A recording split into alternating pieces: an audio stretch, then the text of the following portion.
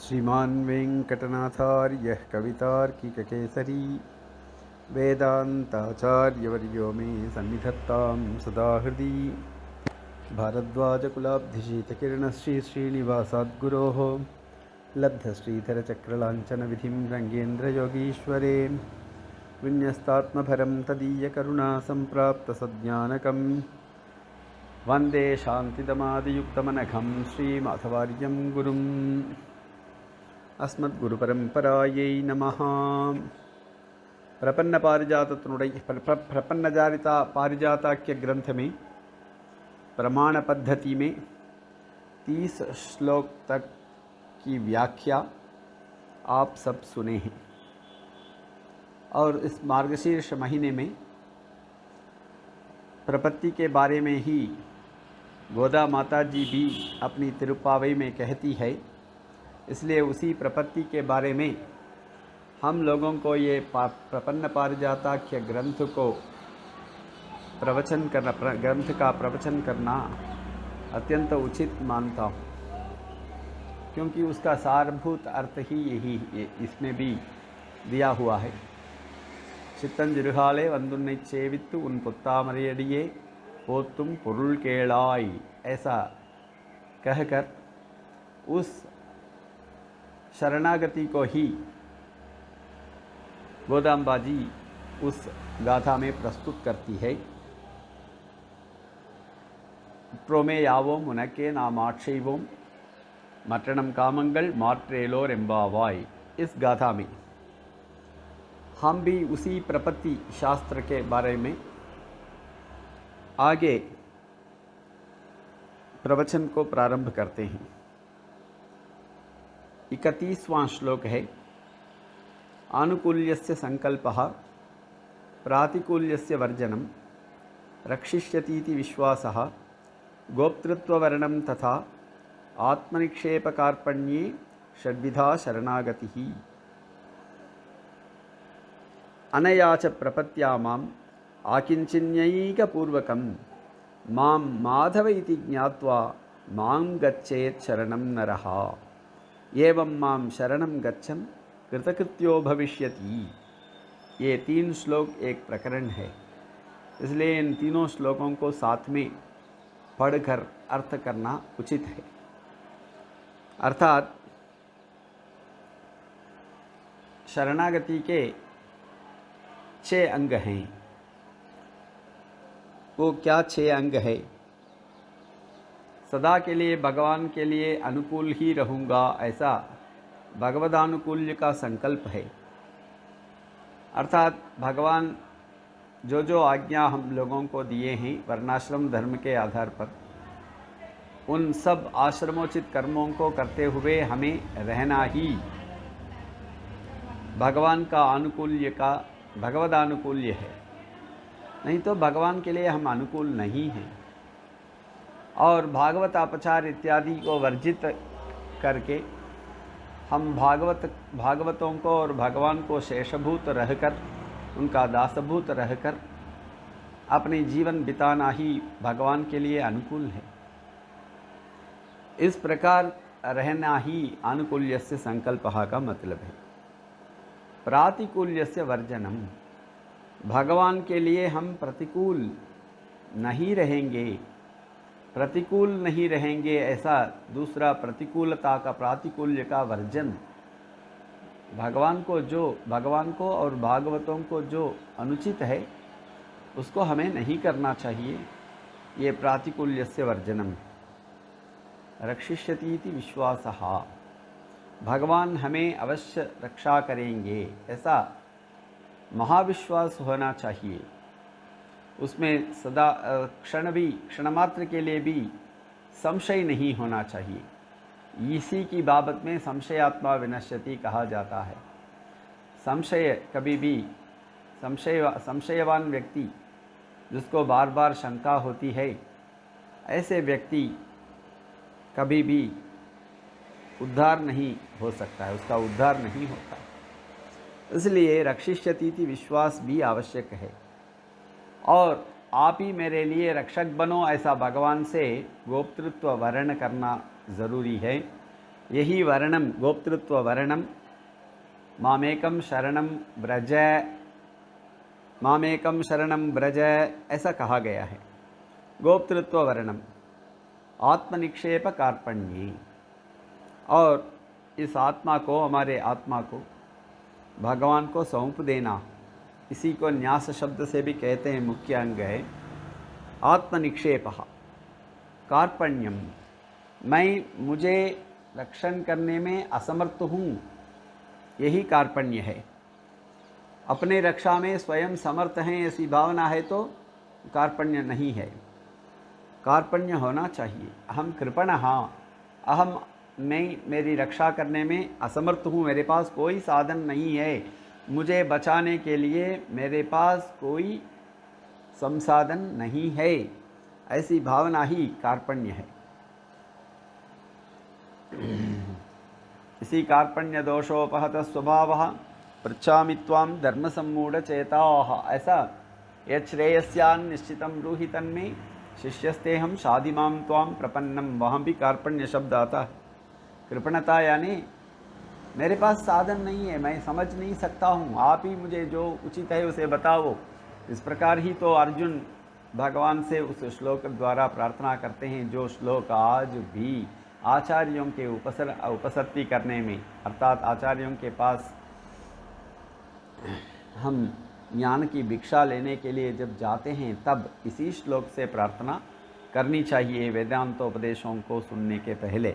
ऐसा आजकल भी नियम है, इसलिए ये बहुत ज़रूरी है। आत्मनिक्षेप और कार्पण्य, ये 6 मिलकर षड्विधा शरणागति ही, ऐसा कहा गया है।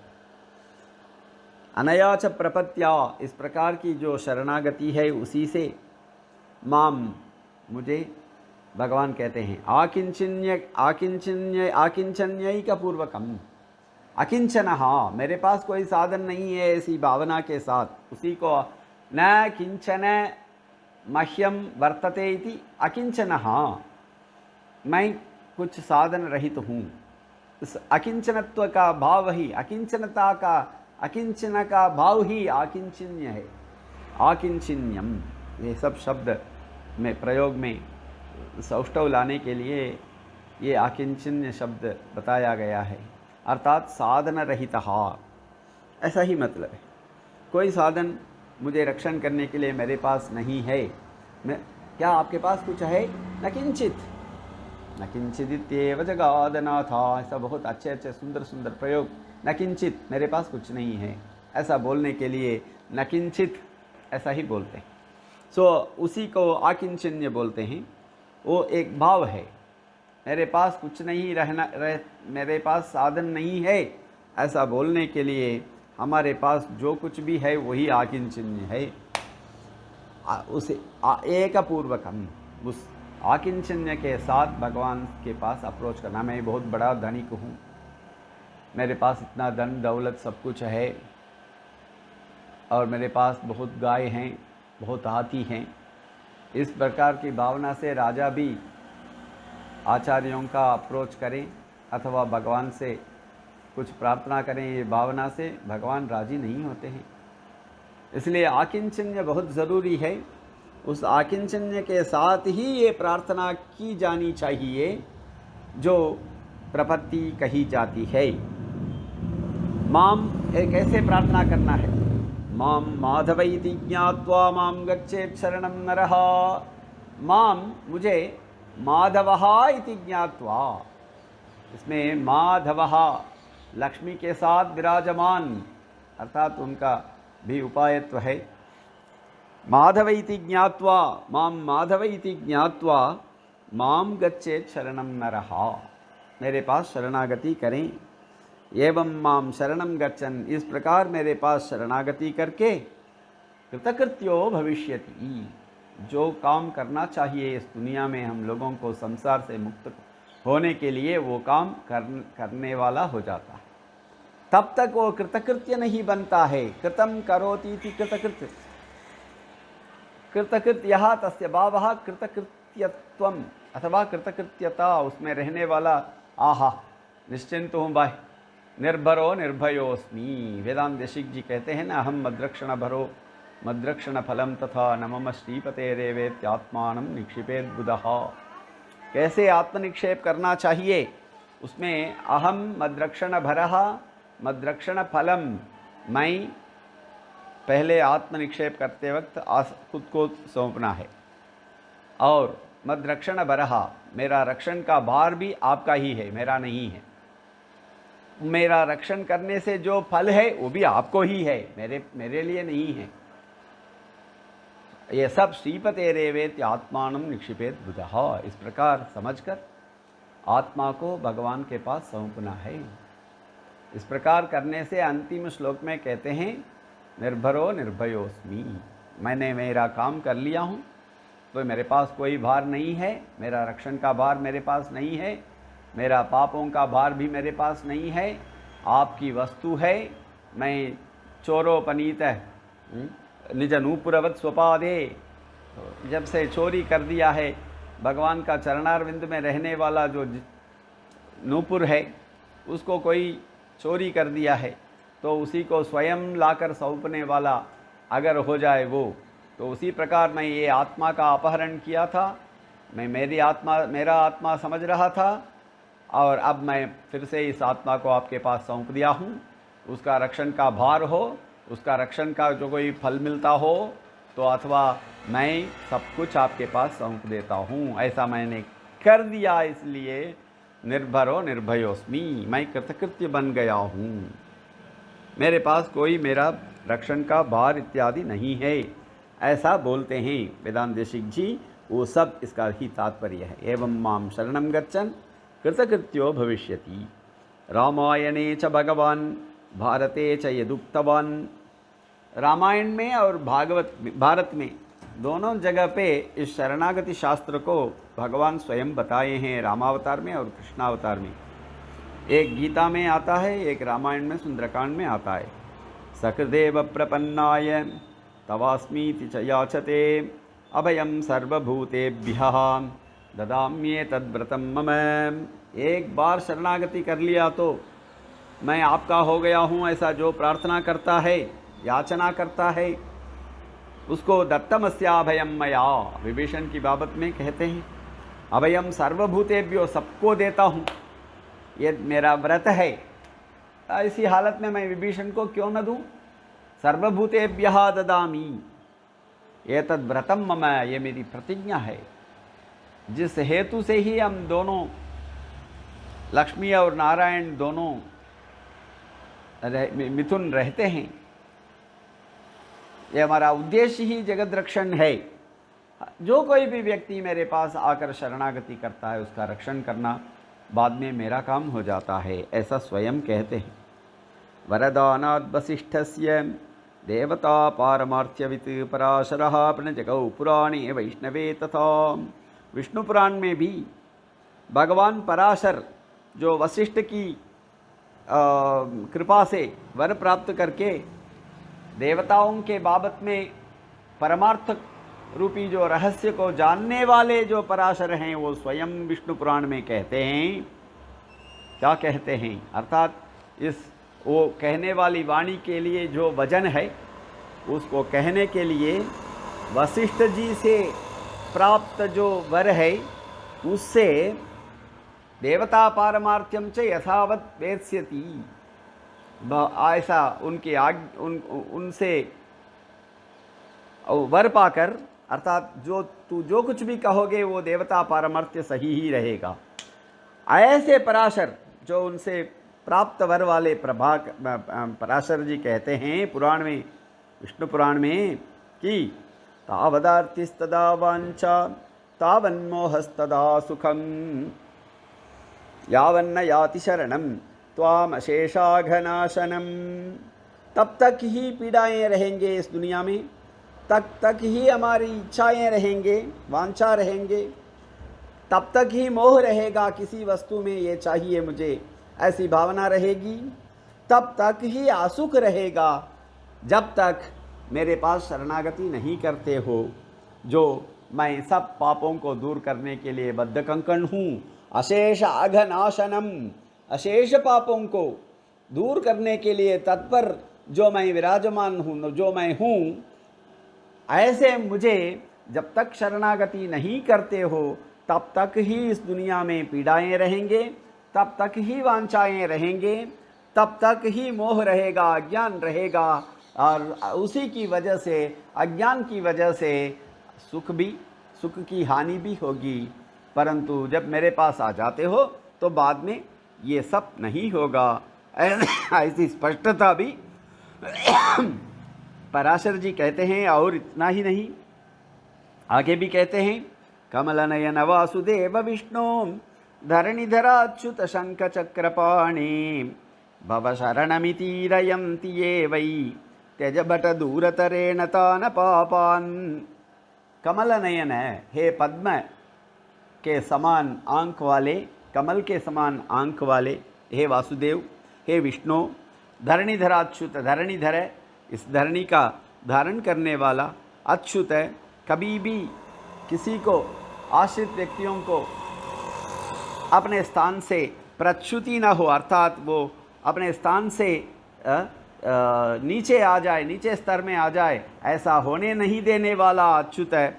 शंख चक्र पाणी, शंख चक्र इत्यादि को धारण करने वाले, शंख चक्र गदा पद्म इत्यादि को धारण करने वाले भगवन, भव शरणम इति ईरयन्ति ये वै, जो कोई भी लोग मैं आपके शरणागत हूँ ऐसा जो कोई भी व्यक्ति कहते हैं, त्यज भट दूरतरेण तान पापान, और ऐसे लोगों को दूर से वर्जित करो। ऐसा कमल नयन वासुदेव विष्णु धरणिधराच्युत शंख चक्रपाणि, ऐसा भगवान को पुकार कर जो भक्त भव शरणम, आपके शरणागत हूँ ऐसा जो व्यक्ति निवेदन करता है, ऐसे लोगों को छोड़ दो, ऐसा यम अपने भटों को कहते हैं।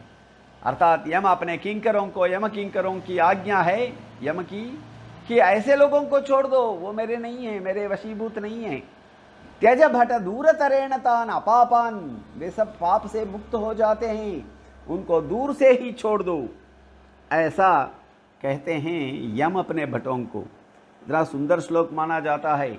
कमल नयन वासुदेव विष्णु धरणिधराच्युत शंख चक्रपाणि भव शरणमितीरयन्ति ये वै त्यज भट दूरतरेण तान पापान। ये मेरी दादी माँ मुझे रात में और सुबह में बुलवाती थी, अर्थात मुझे रटन करवाती थी। ये श्लोक अभी मुझे इतना सुंदर अर्थ भी समझ में आता है।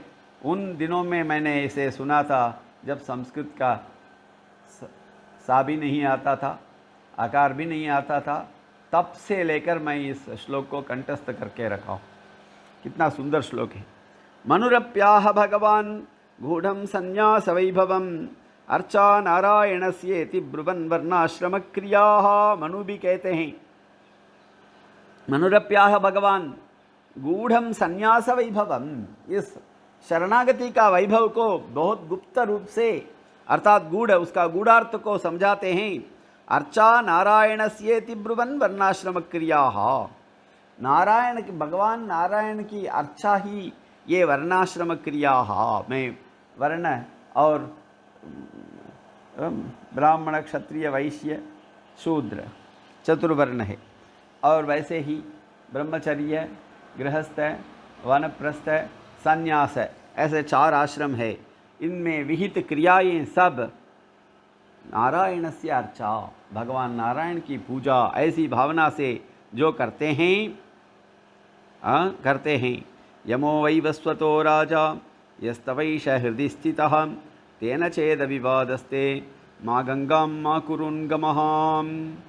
सबको नियमन करने वाले जो भगवान, जिसके हृदय में सदा विराजमान हैं, यस्तवैष हृदि स्थितः तेन चेद अविवादस्ते, और उसके साथ विवाद ना हो तो, अगर वो हैं ऐसी भावना में आपका विरोध नहीं है, अंतर्यामी के रूप से भगवान विराजमान है, इस बाबत में आपको कोई आपत्ति ना हो तो न तो गंगा जाना चाहिए, न तो कुरुक्षेत्र की यात्रा करना चाहिए। तीर्थ क्षेत्र आदि यात्राएं भी ज़रूरी नहीं हैं, परंतु भगवान से विवाद नहीं होना चाहिए, भगवान का अस्तित्व से विवाद नहीं करना चाहिए। और ये बहुत ज़रूरी भी है। अगर है तो भी अपने आप आचार्यों के पास जाकर उनकी सेवा शुश्रूषाएँ करके उचित समय पर उचित प्रश्न काल प्रतीक्षा, ऐसा आचार्य भी रहेंगे, इसलिए समय पाकर उनसे अपने शंकाओं को दूर करके, गुप्त रूप से दूर करके भगवान के साथ राजी हो जाना चाहिए। उसी को ये श्लोक कहता है, यमः वैवस्वतः राजा यस्तवैष हृदय स्थितः। हृदय में रहने वाला जो भगवान नियमन करने वाला हैं, उनसे अगर विवाद ना हो, हाँ वो हैं इस बाबत में, अगर उनके साथ विवाद ना हो तो माँ गंगाम माँ कुरुंगमः, गंगा में क्या जाना, क्षेत्राटन में क्या जाना ज़रूरी नहीं है, ऐसा ये श्लोक कहता। दक्षिणाशापतेरत्र न मुख्या हृदय स्थितिः अंतः प्रविष्टशास्ता यो जनानां यमयत्यपि। इस श्लोक में यमः वैवस्वतः इत्यादि शब्दों से वो दंडधर यम ही अभिप्रेत है, यम ही विवक्षित है। इस यम शब्द से यमलोक है ना, यमलोक में रहने वाला यम जो है वही ये यम शब्द का अर्थ है, ऐसा मत समझना।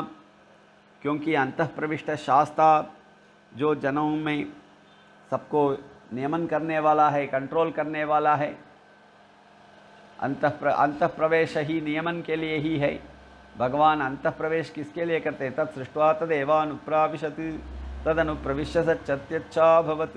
ऐसा वेदवाक्यों के आधार पर अपने से सृष्ट सब वस्तु में अंतः प्रवेश जो करते हैं उसका मुख्य कारण है नियमन, कंट्रोल करना।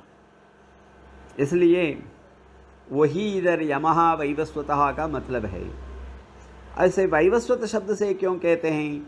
वैवस्वत तो विवस्वान के अपत्यम पुमान, सूर्य का पुत्र तो यम ही है, सूर्य का पुत्र ही ये यमुना नदी भी है, दोनों भाई बहन हैं यम और यमुना, तो वैवस्वत शब्द से उन्हीं को कहना है ना।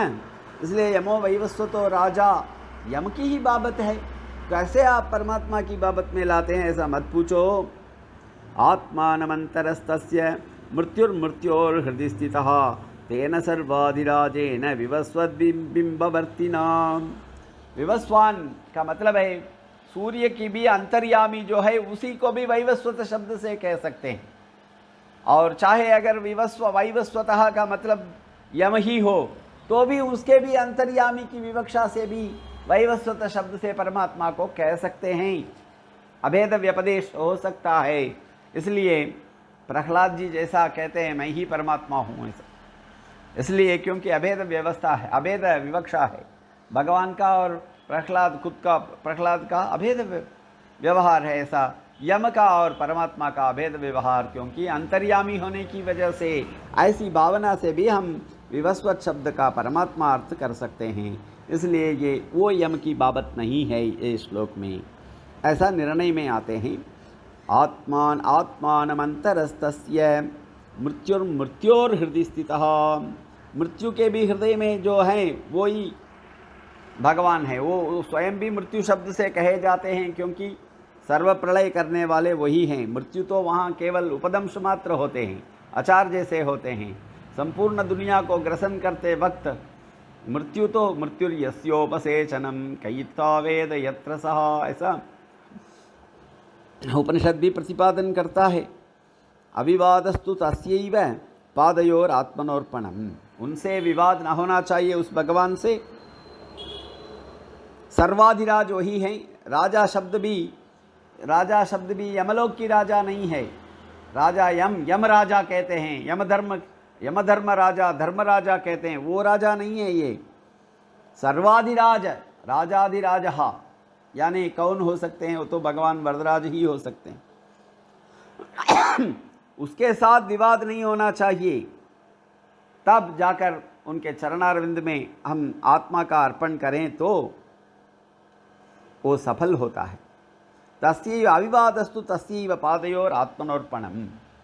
और उनके चरणारविंद में अर्पण करते वक्त वो होना, उनसे विवाद नहीं होना चाहिए।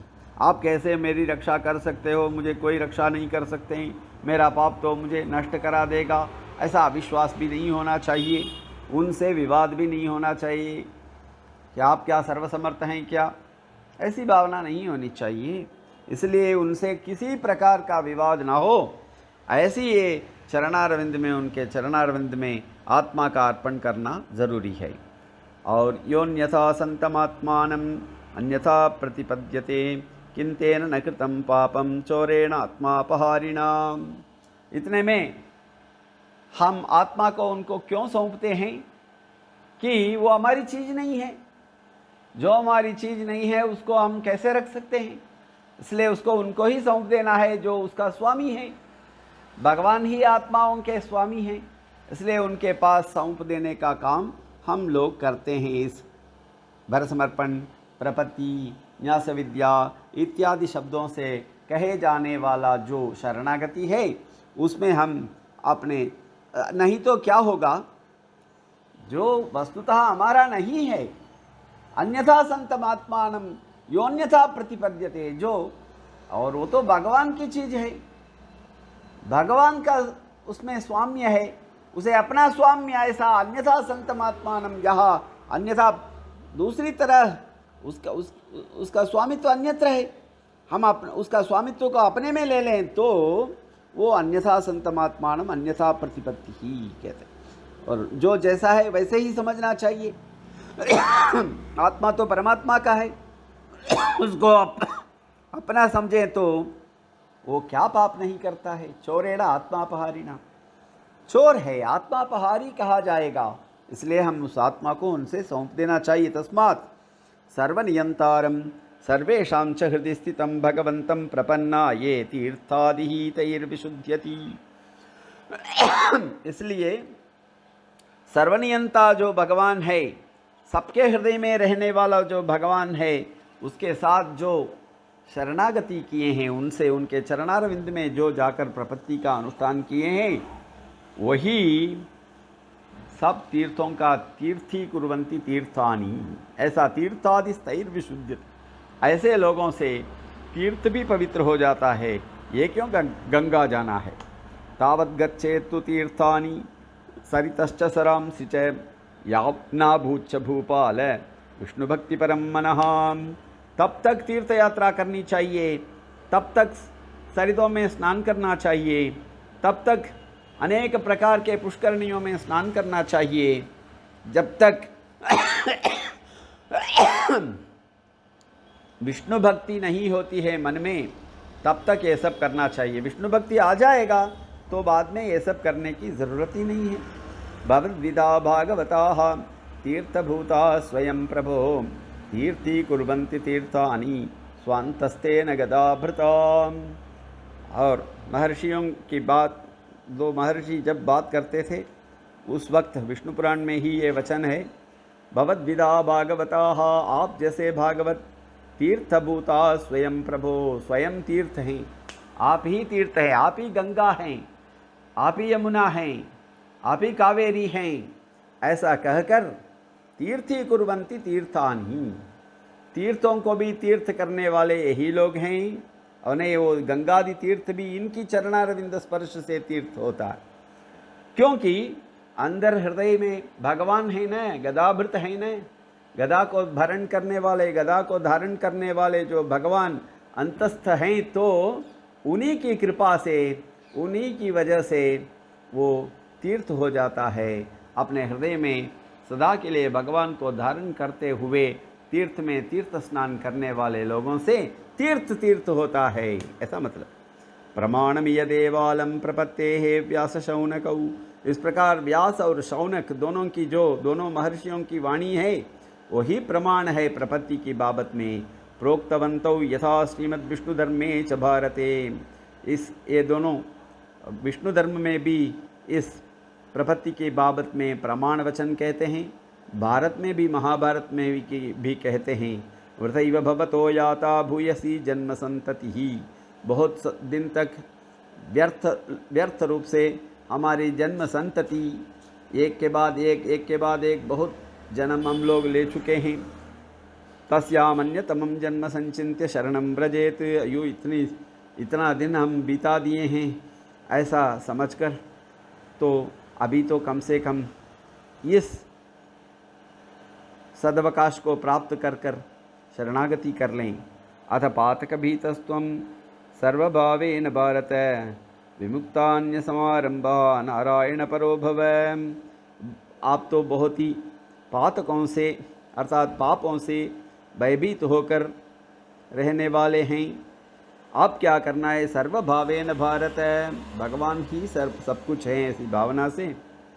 तस्यामन्यत विमुक्तान्य समारंभः, और कल से दूसरा काम है, परसों से दूसरा काम है, कल ये सब करना चाहिए, ऐसी भावना से जैसे राक्षसों की प्रवृत्ति होती है।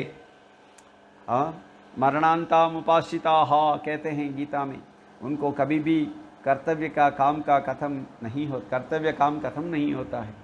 ऐसे थोड़ी हम लोगों को भी रहना है। सब कुछ हो गया है, विमुक्त है, अन्य समारंभः, और कुछ नया बिजनेस नहीं शुरू करना।